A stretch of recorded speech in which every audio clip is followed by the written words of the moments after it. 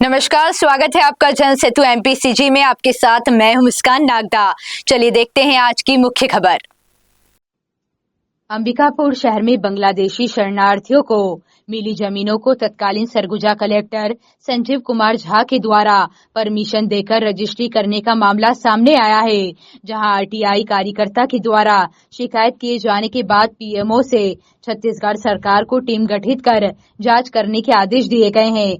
दरअसल यह पूरा मामला तत्कालीन रहे 2011 बैच के कलेक्टर संजीव कुमार झा की पदस्थापना 6 फरवरी 2019 में हुई, जहां इन्होंने अपने कार्यकाल के दौरान किसी भी तरह से जमीन संबंधी मामलों में हस्तक्षेप नहीं किया। लेकिन जैसे ही तत्कालीन कलेक्टर का तबादला कोरबा होते ही कलेक्टर ने बांग्लादेशी शरणार्थियों की कई एकड़ जमीन को बेचने की परमिशन देकर भूमाफियों का फायदा पहुंचाने का काम कलेक्टर ने किया। इधर आरटीआई कार्यकर्ता डीके सोनी ने बताया कि इस तरह से आम आदमी को ऐसे जमीन के परमिशन कई महीने और साल लग जाते हैं। साथ ही परमिशन कराने के लिए पुख्ता आधार भी होना जरूरी होता है, लेकिन कलेक्टर की साठगांठ भूमाफिया के साथ होने की वजह से ये कार्य महीनों में पूरा होता हुआ दिखाई दिया।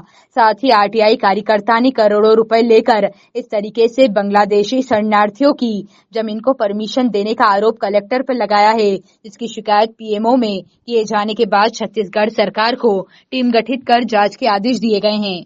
देखिए, हमारे सरगुजा जिले में श्री संजीव कुमार झा कलेक्टर पदस्थ हुए थे और ये अपने पदस्थापना के दौरान पुनर्वास विभाग शरणार्थी बंगालियों की भूमि का विक्रय की अनुमति के किसी को भी प्रदान नहीं किए। और जब इनका स्थानांतरण अंबिकापुर से कोरबा ज़िले में हुआ तो इन्होंने बैक डेट में जाकर लगभग 21 से 22 परमिशन अनुमति इन्होंने दिया।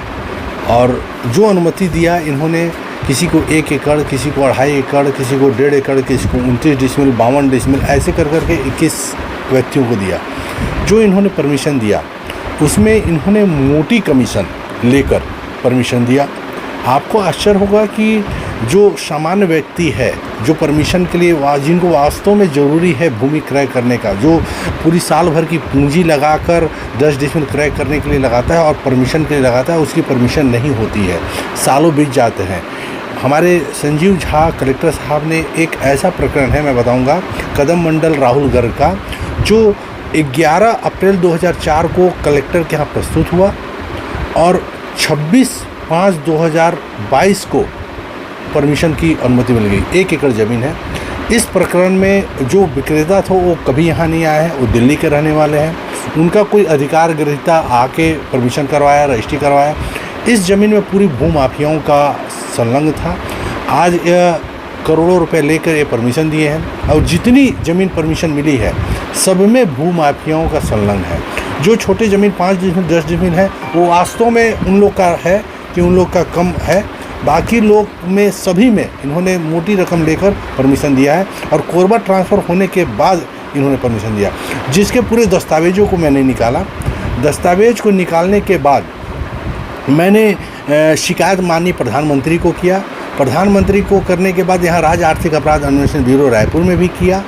करने के उपरांत ही माननीय प्रधानमंत्री के कार्यालय के द्वारा कार्मिक मंत्रालय को भेजा गया। कार्मिक मंत्रालय ने चीफ सेक्रेटरी छत्तीसगढ़ शासन को उक्त पत्र भेजते हुए आईएएस अधिकारी के विरुद्ध जांच करने का निर्देश दिया है और उक्त पत्र की कॉपी मुझे भी मिली है। अब अभी देखना है कि जांच कब हो रही है और जांच में कार्रवाई होगी। अगर कार्रवाई नहीं होती है तो मैं इसमें माननीय उच्च न्यायालय जाने की भी तैयारी कर रहा हूं, अगर विधिवत जांच करके इनके विरुद्ध कार्रवाई नहीं होती है तो।